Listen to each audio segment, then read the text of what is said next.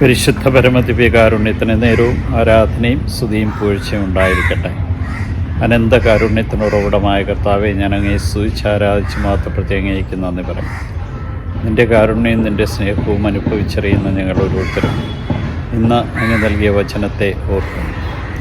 ഏറ്റവും ശക്തമായ നാമമായ യേശുനാമം നിങ്ങൾ വഹിക്കുന്നുവെങ്കിൽ പീഡിപ്പിക്കപ്പെടുമെന്നും ഒറ്റിക്കൊടുക്കപ്പെടുമെന്നും നാടുവാഴികളുടെയും രാജാക്കന്മാരുടെയും മുമ്പിലേക്ക് ആനയിക്കപ്പെടുമെന്നും ഓർമ്മിപ്പിക്കും.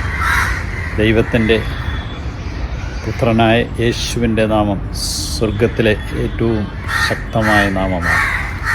അത് ഇന്നുവരെ ഉണ്ടായിട്ടുള്ള നാമങ്ങളെക്കാൾ ഏറ്റവും ശക്തമായ നാമമാണ് യേശുനാമമെന്ന് നമ്മെ ഓർമ്മിപ്പിക്കും.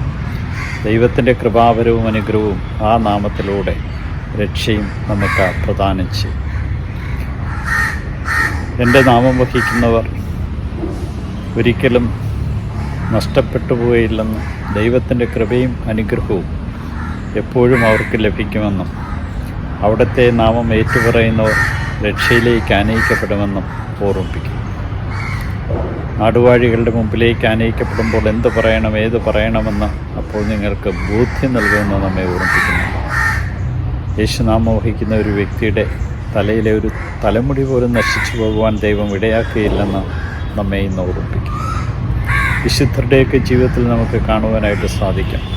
അഴുകാത്ത നാവ്, അഴുകാത്ത ശരീരങ്ങൾ ഒക്കെ ഉള്ള വിശുദ്ധന്മാരൊക്കെ എത്രയോ യേശുനാമം ഏറ്റുപറഞ്ഞുകൊണ്ട് രക്ഷയിലേക്ക് കടന്നു വന്നു. ഇന്ന് നമ്മെ വിളിക്കുന്നത് ഈ യേശുനാമത്തിൻ്റെ ശക്തി അനുഭവിച്ചറിഞ്ഞ് അവിടുത്തെ മഹത്വപ്പെടുത്തുവാൻ, അവിടുത്തെ കൃപയും അനുഗ്രഹവും ഒരിക്കലും നഷ്ടപ്പെടുത്താതെ ജീവിച്ചുകൊണ്ട് അവിടുത്തെ തിരുമുമ്പിൽ ഏറ്റവും ശക്തമായ നാമം ഉയർത്തിപ്പിടിച്ചുകൊണ്ട് ആ നാമത്തെ മഹത്വപ്പെടുത്തി ജീവിക്കുവാൻ ഇന്ന് നമുക്ക് കൃപ നൽകിയതിനെ ഓർത്ത് നന്ദി പറയാം. യൂതന്മാരുടെ രാജാവായ നസ്രേക്കാരൻ യേശുവേ, പെട്ടെന്നുള്ള മരണത്തിലുള്ള അപകടങ്ങളെ കാത്തുകൊള്ളണമേ. പ്രഭാതത്തിൽ എഴുന്നേറ്റങ്ങെ മഹത്വപ്പെടുത്തുവാൻ തക്കവിധം ഞങ്ങളെ ഓരോരുത്തരെ അനുഗ്രഹിക്കണം. ഈശോയെ നന്ദി, ഈശോയെ സ്തുതി, ഈശോ ആരാധന.